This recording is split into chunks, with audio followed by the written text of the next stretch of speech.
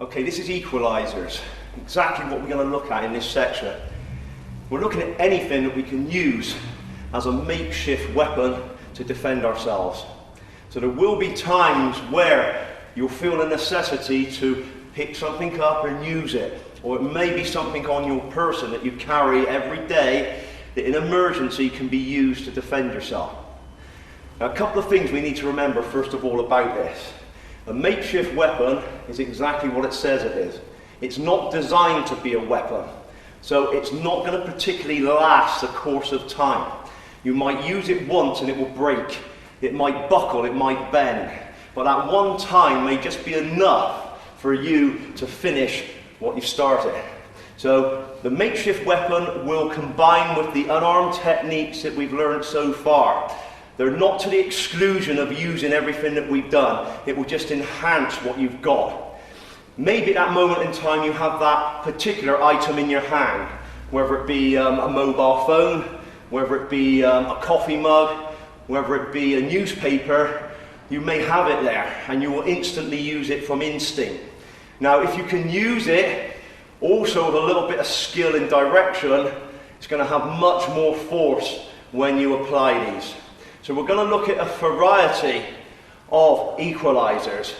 Obviously the list is not exhausted. Anything at all you can think of, you can pick up, you'll be able to use. But these are the type of things that you may have on your person or may be at hand. Alright, we're starting with everyday magazine or newspaper. The sort of thing you may have in your hand if you're just walking back from the news agent with it. Okay, or you may be carrying it on your person. Here's a few examples of how to effectively use this. The first one we're going to look at, I'm stood here casually, I'm looking at the magazine and newspaper, reading it, and this guy is going to try and cause trouble or mug me. Oh, yeah. Sorry, mate. Come on. What's the problem? What are you looking at? Yeah, all right, just relax. Okay? No, What's the trouble? yeah. Just relax. All right. Okay? Don't want to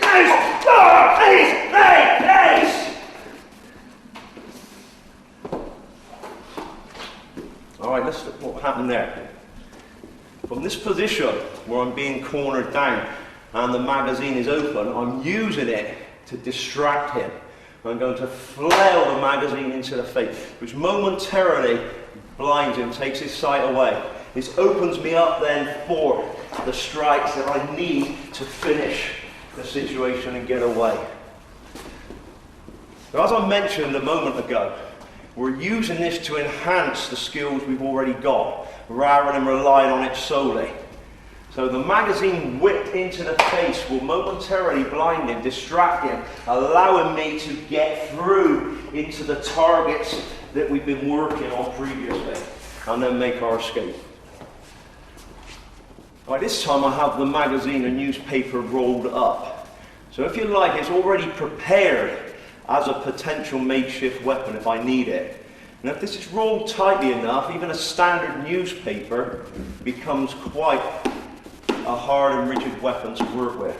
And if I just hit this into the mat, you feel it's reasonably solid, it's not going to bend or break, enough for you to get a couple of good shots in here.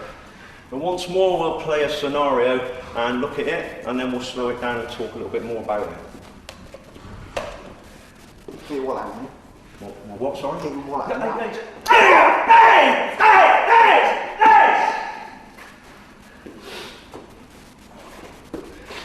Okay, let's look at this a little bit more slowly.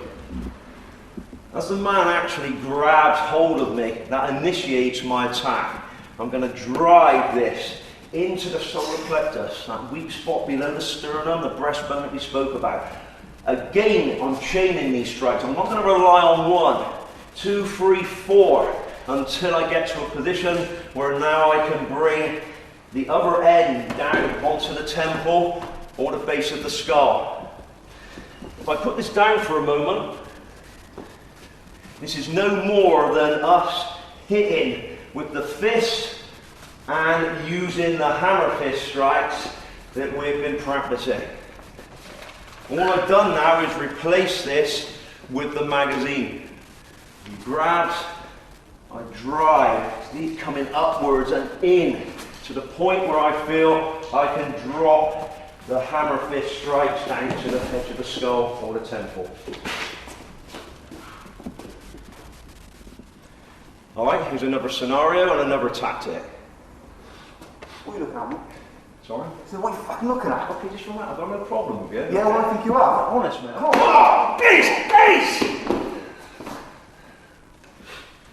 Alright, let's look at what happened there.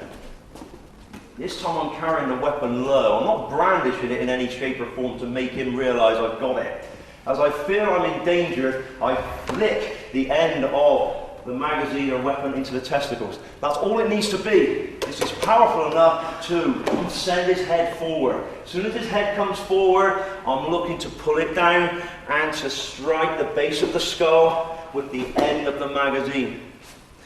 Now if I drop the magazine, this technique again is no more than me hitting the groin with the back of the hand, pulling him over and chaining those hammer fists or elbows as we've previously done. Once more, the magazine replaces it. From here, keep it low lying. He doesn't see this as a threat until it comes forward and in. That's enough to bring him forward and then down into those finishing shots and moving away. Alright, again, another method, working around the same types of strikes that we've used previously. What are you looking at? Nothing, mate. Come on, then. Just right here. Come on.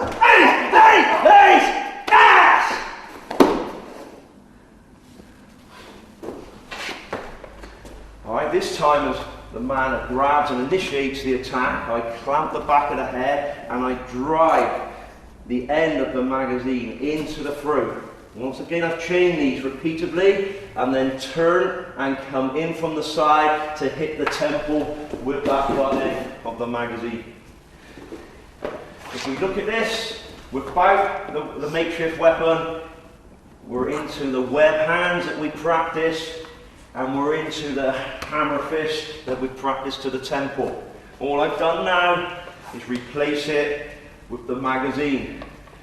There we go, straight into the throat, just like the web hand, then around the corner and striking into the temple. We look at that one more time at speed.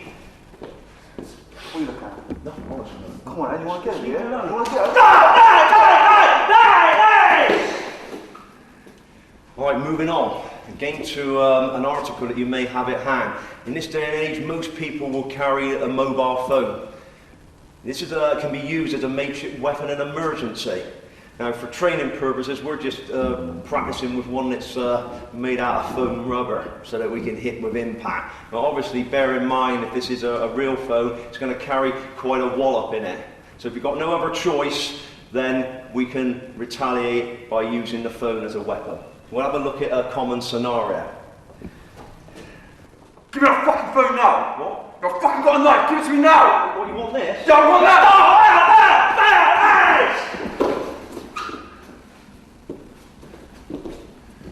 Okay, let's have a look at what's happened here. The first thing you notice is my awareness is taken away by being involved in texting on the phone. Now, most opportunist thieves will look for this.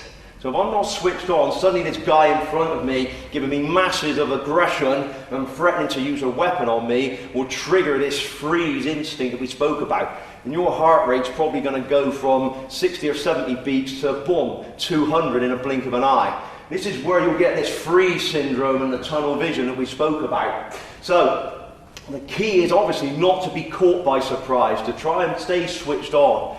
But if you do, try and start using dialogue. This helps you bring your heart rate down and gives you a chance to begin to take everything in.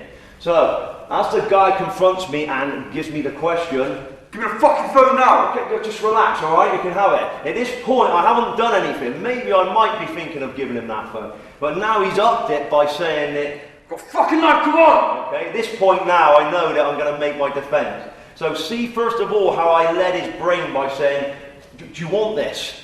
Because it's a question, and it's a suggestion, and although he's not going to answer it and say, yes please, I'll have it, in his brain the question's there, and he's going to think about it momentarily, because it's something that it's weird to say. Yeah, you can have it then. As soon as I've done this, I've drove forward into the throat, multiple strikes, and then back to striking the temple in this chain.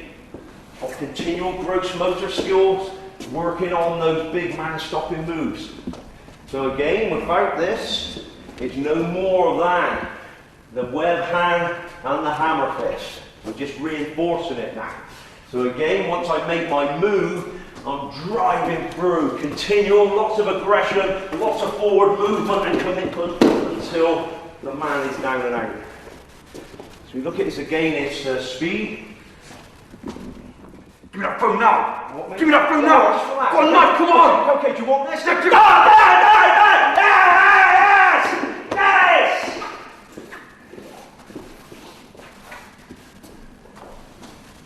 Alright, just another set of techniques against the same type of scenario. Give me your money now! Get some money! Give me money on me. Give me that phone then! No. Give me that phone now! Just relax. Stop! This!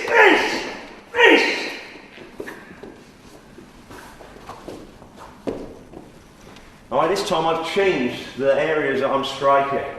I've started off because the phone's down low, got it in my hand, or you may even be asked if you've got a phone on you and you say, yeah, look, it's in my pocket. As I take this out, it's going to drive straight forward to the nearest target. Remember, I mentioned constantly, you hit the nearest target with the nearest weapon. And in this case, it's going to be the groin. As I take the phone out, or if I go to hand it, I'll step in, drive this to the groin.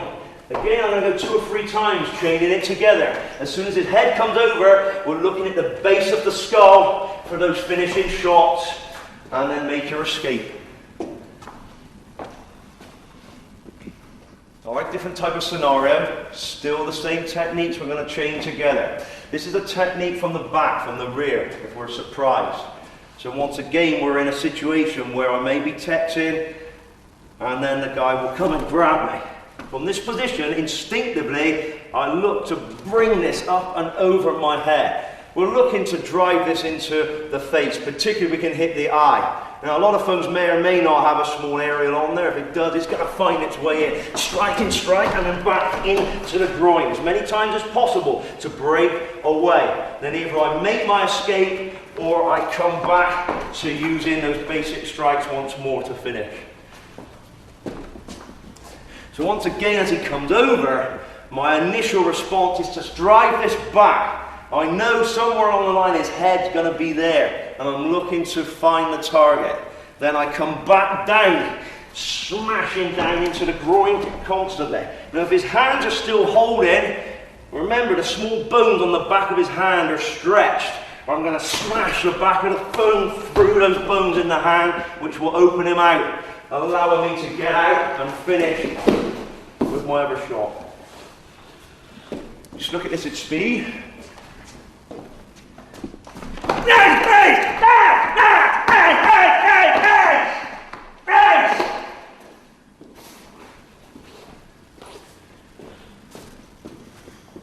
Alright, remember, as I said earlier on, you might get maybe 1 or 2 shots with this. The phone might break. You're never going to know that. The idea is that you use this initially to start your attack. So if after, say, the first opening shot, this is smashed away, so there's nothing left in my hand, only part of the phone, you just keep smashing away with the same technique. Because nothing's changed. You're still doing a hammer fist. You just happen to have that phone in your hand. But if I hit Jake with this phone so hard that I lost it, and it fell out of my hand, I'm just going to carry on the same movement, same gross motor skill. The only difference is I've no longer got the phone. So remember, any makeshift weapon is there as an opener for you. It's that little window of opportunity that starts the move off. Maybe I hit him and bang, I drop the phone and it's gone. Now, if all my confidence is based on the fact that I can hit somebody with this phone, then after this I'm going to stop, because suddenly I've lost that weapon. But if it's only part and parcel of my skills, then I just carry on with the same unarmed combat techniques that we've been practicing. So remember, the weapon may bend or it may break, but just keep going forward with the same intention and the same skills, and you'll win the day. Right, this next makeshift weapon is a flexible weapon, and it's more of a long-range weapon. So everything so far has been pretty close quarter. we want to keep somebody at bay, particularly if they have a weapon, then this is where a belt will come into play. Obviously, there's a couple of things to consider first of all. First and foremost, if it's a belt that you're actually wearing, you're going to have time to pull that belt out. So if you really want to think of using the belt as a weapon, you should never think of having a belt so thick that when it goes through the loops on your trousers that it's not going to pull out again. The thinner the belt, the more likely that you can pull that straight out rather than finding it's only going to go halfway and this guy's closing down on you. So if you are thinking of using this as a makeshift weapon, you need to have a little bit of forethought on how you're going to wear this, okay? If you've got a large belt buckle, then that's great. You know, that can be used as a heavy sort of clubbing instrument. But for many different groups, particularly say Special Forces, particularly say South African Special Forces, they were known to sharpen and file the edges of the belt to become razor sharp. So not only did it become a type of clubbing instrument, it also became a cutting instrument as well. But obviously, you know, that was theirs and it's not a particularly legal thing to do, but it just goes to show you how people can think about adapting to make a makeshift weapon just a little bit more dangerous. So, the other thing to consider as well, if you are going to take the belt from your trousers, that your trousers don't fall down, okay? That's probably not the thing to do. Now, the guy might die laughing, which is great. In that case, you can just walk away. But reality tells you you're not going to defend yourself with your trousers around your knees. So, the belt has got to be there for show. It's got to be there for decoration, but not to actually hold the trousers up. So, but seriously, you know, once this belt is into play and you have time, then you can use it. So it's all about preemption. It's seeing a situation that might be going to go and turn to nasty, and you've already made that decision to pull the belt free. Now, for training purposes, I'm not going to use the belt buckle end, obviously, because I don't want to damage it. It's one of my best, but no, only kidding. I don't want to, obviously, hurt my partner when I'm doing this. So we bring it down. Now, at this stage, this man has pulled a knife. He's holding this on me. I'm going to use this, but I want to hold it in both hands so that it's taut enough to strike that hand. Now, you need to practice this to be accurate with it, but I can take the weapon out, whacks, coming over, and then I'm back into my basic skills.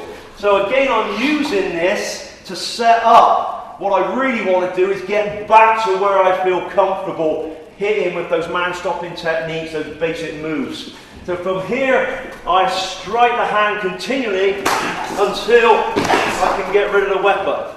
Then I can close the gap by striking the face, kicking the body, and then I'm just straight back in to these basic hammering techniques on the skull. Again, I can play up and down with it. I might hit the hand and come up to the face, back to the legs, and drive in again, and power down and finish this. So while the guy is flinching from those continual blows, which are going to hurt, I've got him on the back foot, and I'm going to move in and attack him. So every technique is 100% aggression. It's no good standing back and sort of flicking this, because this guy is going to walk straight through you. Plenty of aggression, and nice! Whoosh! I'm moving in for the finish. And you can see I'm not worried about capturing the knife or taking it. I'm literally going to take that clean from him by striking him rather than trying to disarm him. Now things like this, which you know I've seen before, it's down to individuals. Tom coming and thrusting this with a knife and me stopping it and doing. You know, that's a load of bollocks in my opinion. It's just not going to work. You've got a job to do that open-handed. How are we going to get this in here? So this is to use to keep people away rather than try to tie them up with something fancy. Remember, this is a fine motor skill. What happens to fine motor skills under pressure? They go out the window. So when Tom does this and I do that, I think, shit. You know, by then it's too late. Far too complicated. A gross motor skill is telling to somebody, take a belt and hit somebody with it. Just keep flailing at them. Most of the people, somewhere along the line, going back to school days, used it with their school tie, no doubt.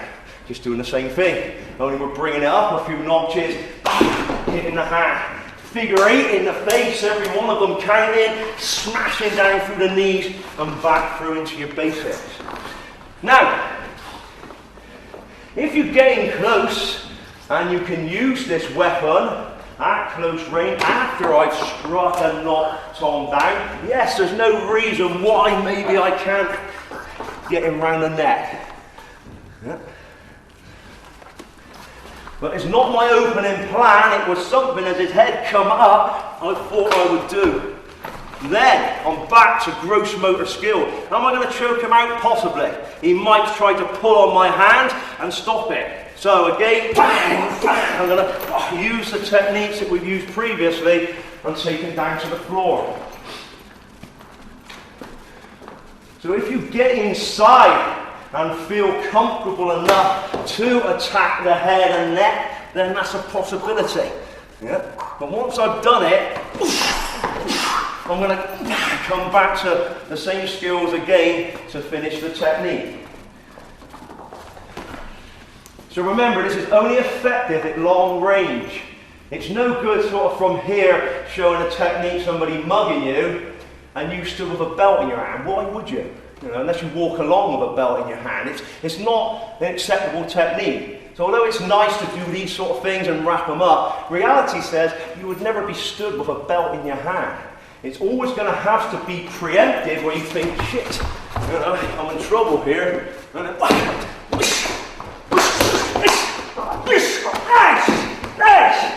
then move in behind it. So if you want to use the belt or anything flexible as a weapon, that's the way you need to look at it and to use it so it will work for you under pressure.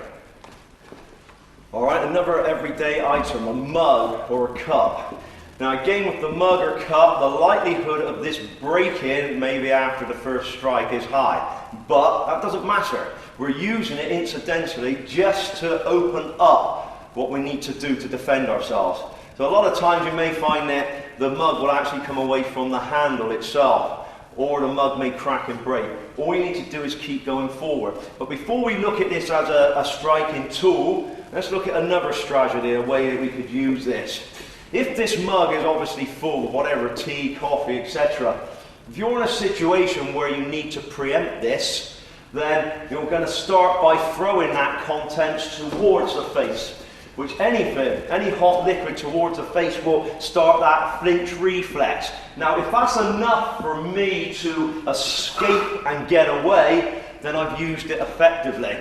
Now another trick that a lot of people used to use in the forces was to put maybe 7 or 8 spoonfuls of sugar into that hot tea, so when they threw it, it would literally stick to you. Yeah, and you wouldn't be able to get it off and burn the skin. That's around the eyes, etc. It really can be a lethal thing. So, throwing that contents to the face, as soon as he flinches, I'm smashing down through the lower gates, taking away the extremities, this time the kneecaps. So as soon as he's preoccupied upstairs, then remember the kicks that we used, coming down, smashing down, and getting away. Just do that a little bit more speed. Nice!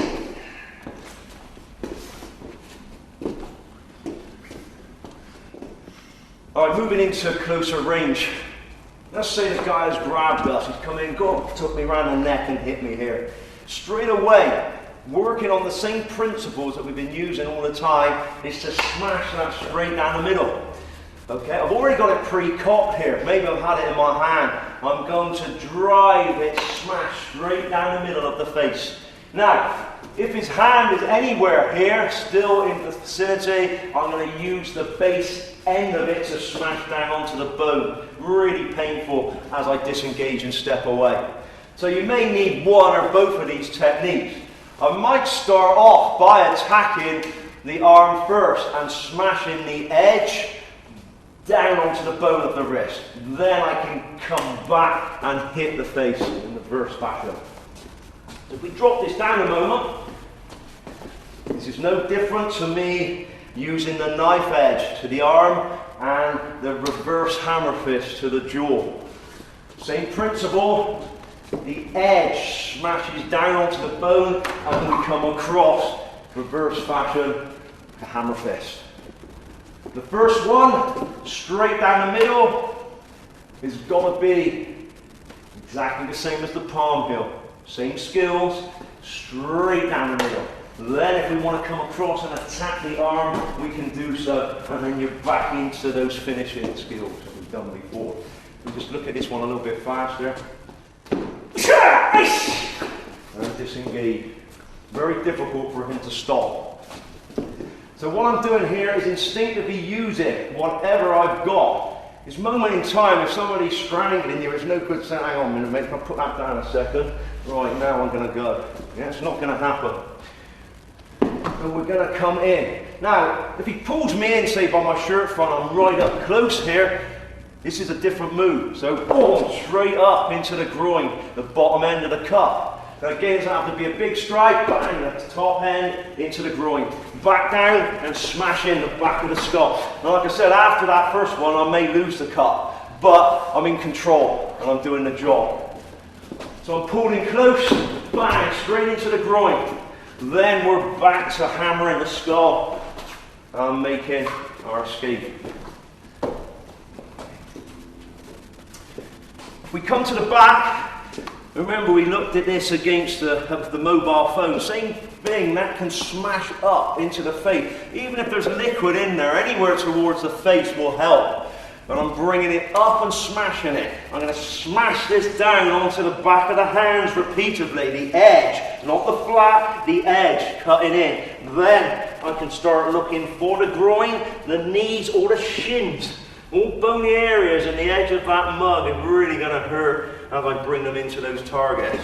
Now you notice that I'm not particularly singling out any one of those moves when I get to it. I'm starting off with the smash of the head and down onto the hands. Once I get to here, whatever's there, groin, knee, shin, head, I'm just going to keep swinging back with that continual movement. Now again, down, smash up, down, keep striking until we get away. So regardless of how we're grabbed, if this becomes around my neck here, I'm still going to bring that up, straight back. You're going to hit something there. If I can bring the edge down and drive it into the arc, and drive that edge into it, it's really painful. Going to make him look for the release. Then I'm turning out and following down with the same skills as previous. Can I just move that please, Jake?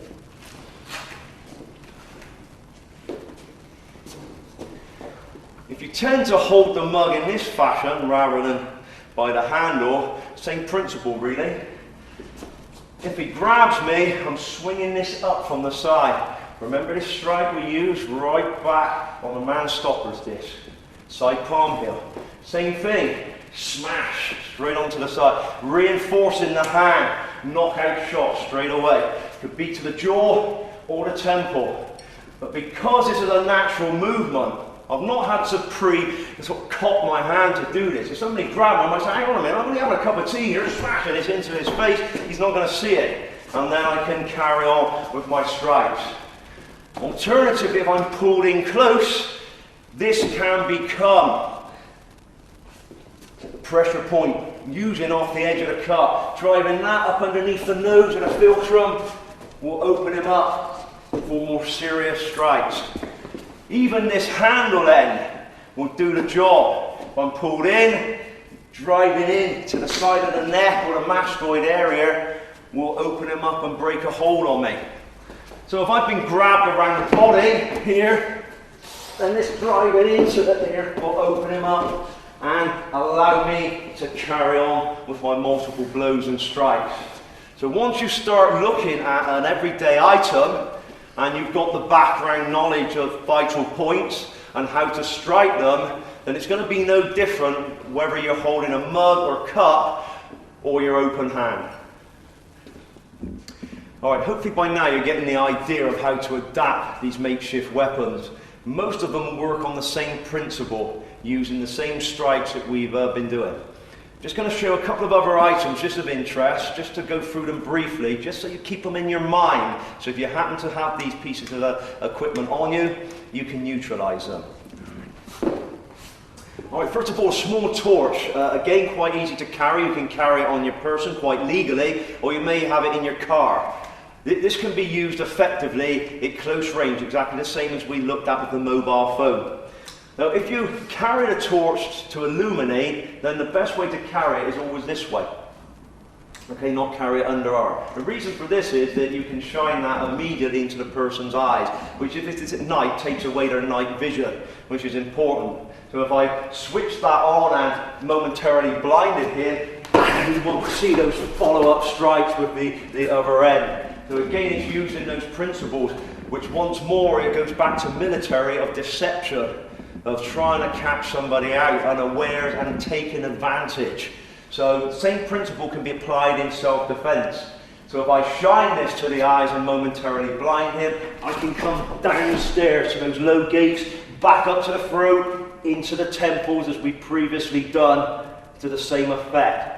Now, most of these torches are built to last. They're the sort of makeshift weapon that won't break immediately. Some of them are designed to take a lot of resistance and hardware. So it's a really handy tool to have on you. And like I said, it's legal to carry. There's nothing wrong with carrying this, as long as you're using it, obviously, to light your way, rather than using it as an impact tool. But any of the strikes that we practice, down to the collarbones, bridge of the nose, into the jaw, into the temple, all apply exactly the same. You just reinforce your fist with it.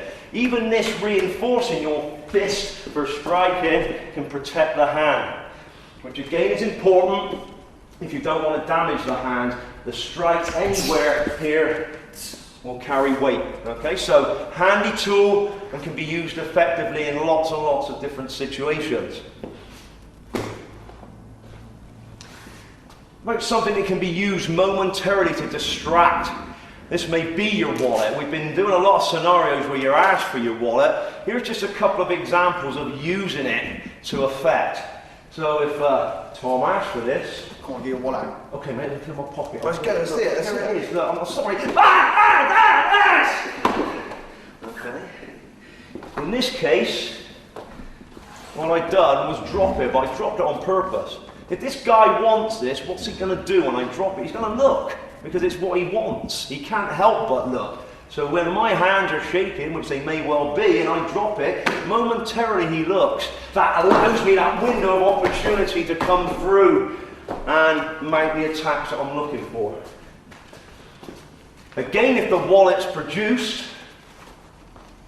come on, it's your wallet, let's go. It's here, alright?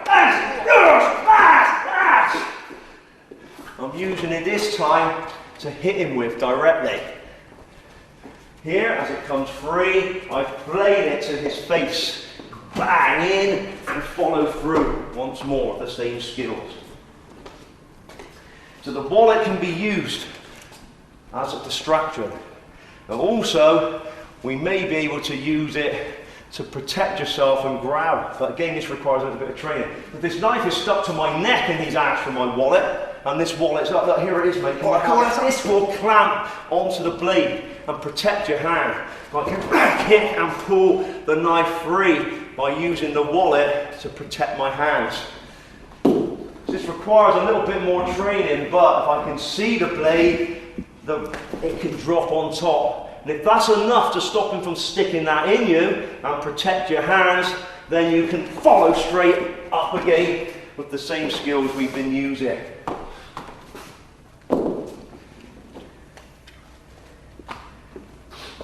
And inside the wallet, a credit card. This could be used as a particularly a good weapon again, if you know what to do. Let's take a common scenario where you might be using that in an ATM machine and this guy comes up behind you and he's looking to mug you. Come on, give me your money now, give me your money. I ain't got this, Come on, just hurry up. Let's just this card. Give me the card.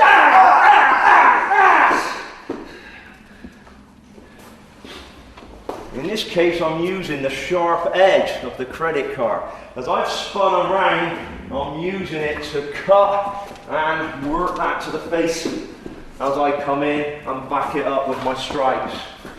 Even from the front, if this card is produced, it can be driven straight through into those vital points, those man-stopping targets, attacking the air, the windpipe, up underneath the nose, through to the eye or the temple or the neck, using the corner And this can be a powerful weapon. Again, it might break or buckle or bend on the first one, but that first one may be enough for you to follow through and finish the job.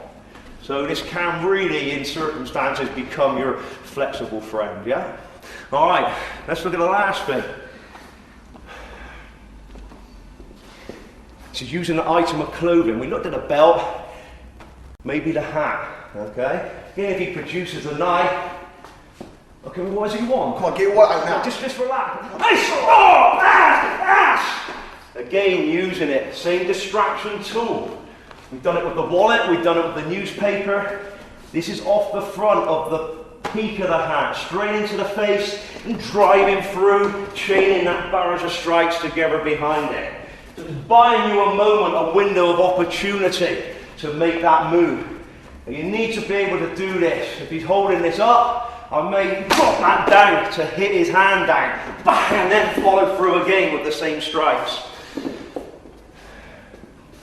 See this action? If I slow this down, it's using this in a whipping action. I'm going to try and use the edge to take away the weapon, then drive it through and follow on through for the finish.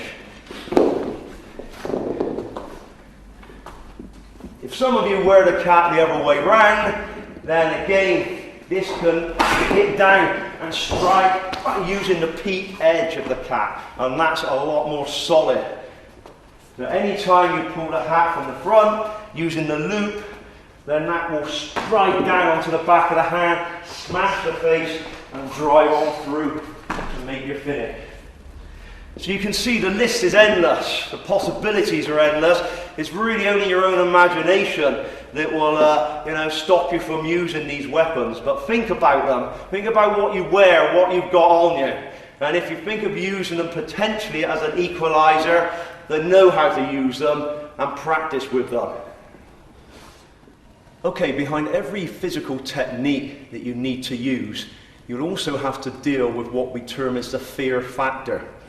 This sometimes isn't addressed too much, particularly in the world of martial arts, because most of us like to feel that we're not going to feel fear, that the techniques that we're learning are so great that our fear will be diminished and we'll be able to face any situation confidently. The reality is that this is not what's going to happen. You are going to have to deal with the fear factor and the effects it has on the body and also the mind. Now, the more we understand about this, we begin to realize that all of us will have the same feelings. It's not just you that might be sitting there saying, well, the last situation I was in when somebody verbally shouted at me or abused me, I felt sick, my knees began to knock, my mouth went dry, and I felt like running away. These are natural instincts. This is fight or flight instincts that go right back to the beginning of time. So when a prehistoric man was running away from larger animals, it was because he knew he couldn't stand there and fight them. So we have still got these instincts within our body. But in modern society, not very often do we use them because society is soft. We don't challenge ourselves too often in our daily lives. We don't expose ourselves to that adrenal rush. So people that look to do this through, say, extreme sports, for instance, will get this adrenal rush on a daily basis and understand how they feel. For myself, from my background, when I, say, went into maybe fighting in a cage fight, you dealt with adrenal build-up for 8 weeks beforehand. So it wasn't just when you stepped in there that you had the effects. You also had different effects of this a long time before. And you need to know how to cope with these, otherwise when the moment of truth comes, you'll want to run. All your instincts will say, I want to disappear, rather than stand and confront it. Now, fight or flight is not a bad thing. There will be situations where you decide to run, and that's great. There'll be other situations where you might not be able to run. Let's say you're going to have to defend your loved ones, or maybe your elderly mother who's not going to be running with you. This is when your back's to the wall. Now, all these feelings will come to a head, and we need to understand exactly what the body is going through. So when adrenaline rushes into the body, it's fueling you for the fight or flight syndrome, which means it's actually your friend. It's not something that you should feel afraid of and wish that you never had. Without this adrenaline, we're going to know no fear. which means you'll walk out across a main road without the fear of being knocked over. Now, we need those instincts. When it comes to fighting, these will be heightened even more because your body feels that it is under serious threat. So, what will we feel? There's many different ways that adrenaline exposes itself in the body. First of all, the major one is that you will feel nauseous. You can feel sick.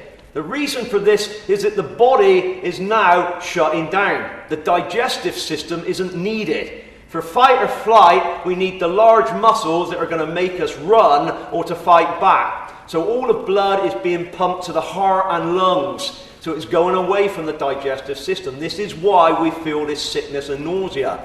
You may feel that you want to use the toilet. Again, this is the body getting rid of any waste products because it's no longer needed. Most of the time, if you go along to, say, a fight venue, beforehand, an hour beforehand, the toilets are full of guys using them before they fight because this is their instinct. They don't need anything to fuel them. So all the blood is pumping into the arms and the legs, the extremities. Now you may feel shaking, and this is a build-up of blood coursing through the veins. It's a powerhouse. Adrenaline is fueling a lot of energy. So it's like putting your foot on the accelerator of a car and keeping the handbrake on. You're revving up that energy, but it's not actually going anywhere. So the shaking is natural. The voice becomes high-pitched and quavery. This is because adrenaline is coursing and you're trying to keep a rein on it. Deep breathing will help you control the shakes, will help you control your voice from quavering or even drying up completely. The mouth will be dry, so sometimes again it is difficult to speak. Sweating, the pallor may become white. These are all common things. Now also, we've got to contend with other things that may go against you. Tunnel vision, for instance. So, adrenaline will heighten your awareness, and for a moment your vision can be crystal clear. But then it will begin to target in on what we see as the threat.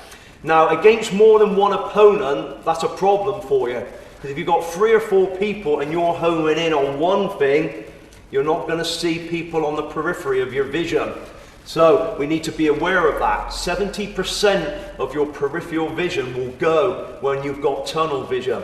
This is why we need to try and step back and keep distance between you and an aggressor. You've got a much better chance of defending yourself if you step away rather than let everything come in. So tunnel vision is like looking through a toilet roll holder. That's about as much vision as you'll see. So somebody pulling a weapon, swinging the punch, you may not see it in time. So distance is crucial when you do these things. Also, when weapons are involved, we can lose what's called depth perception, which means it's the distance between you and somebody in front of you. You may think they're further away than they are. And sometimes they can close the gap rapidly and suddenly they're in there on top of you.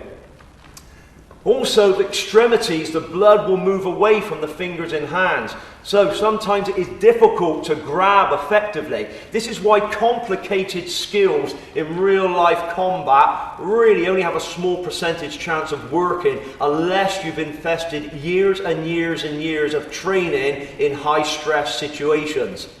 For somebody who wants to learn quick self-defense techniques, they need to be working on gross motor skills. These are basic skills that you can use when your body is under stress. Once your heart rate begins to rise above 145 beats per minute, then the only thing that will be heightened is your gross motor skills. Your complex skills will begin to go out the window. Anything at all that's intricate, you will struggle to deal with. This is why you'll find people repeating the same thing over and over again under pressure, no matter what it may be. So, for learning a system that needs to be used effectively and quickly, we have to contend with adrenaline and the heart rate rising. So, the core of what you're learning must be based around simplistic gross motor skills that will work for you. If you're not prepared to devote 10 or 20 years to training, then we need to be working on those simplistic skills.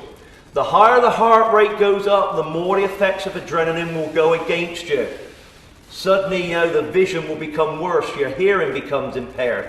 Memory loss as well. We lose great percentage of memory under stress. So you may not be able to remember the incident happening. And it's not until days later that your memory recalls actually what's gone on. And this is vital for you, particularly if you need to explain your actions to somebody immediately after the event.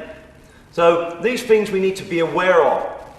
If the heart rate reaches 200 beats or more, it literally goes into the freeze syndrome, which means the conscious part of the brain that rationalizes things and thinks it out for you closes down. So now we're reverting back to this hindbrain. This is the prehistoric brain. It was fight or flight. It was survival.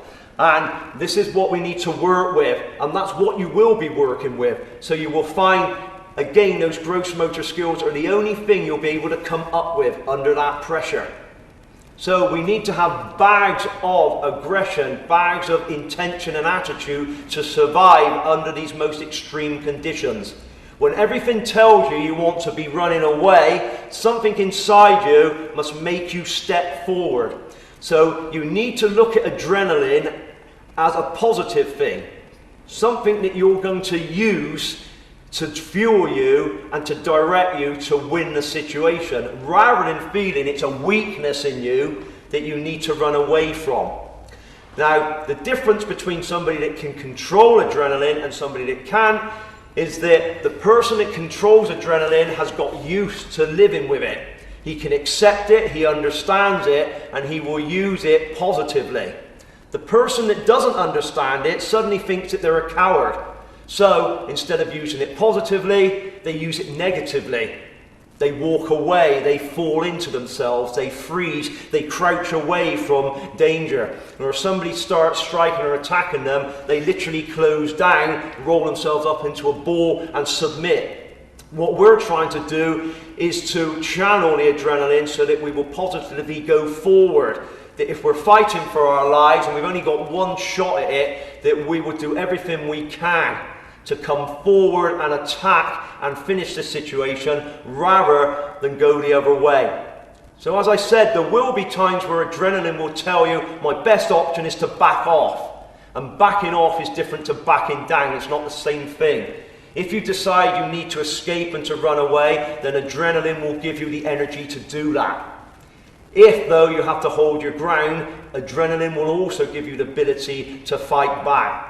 So by understanding this, we can learn to deal with it. So any situation of aggression, and it doesn't have to be physical, just somebody verbally standing in your face, shouting and bawling at you and threatening you, will trigger adrenaline. And you'll feel it. It will rush around the body and it will start giving you these negative effects. But if you understand what you're going through, if you accept that that person in front of you who's shouting and bawling is also going through the effects of adrenaline, but maybe they're channeling it in a more positive way, this will give you great heart and confidence that you can fight back. So, in closing on this subject, please think positively about the effects of adrenaline. Everybody feels fear. It's how we deal with that fear that's important. By having a physical combat system that you have got 100% confidence in, and that you can use under pressure when emotion is involved, is of prime importance. To have 100 techniques that look great, that can be used in a dojo or training hall, but can't be taken out into a live situation, are 100 techniques too much.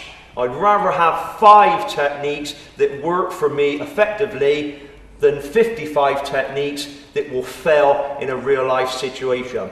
So your training must be adrenaline based, and the system that you learn must be based around dealing with the fear factor and the effects of adrenaline. Alright, so there you have it. Special Forces hand-to-hand training system, covering many different aspects of self-defense, self-protection, using these unarmed skills. We've looked at lots of different elements today. Everything hopefully comes back to the basics that we've kicked off with. Working on the man-stopper as a support system, and then into defensive tactics.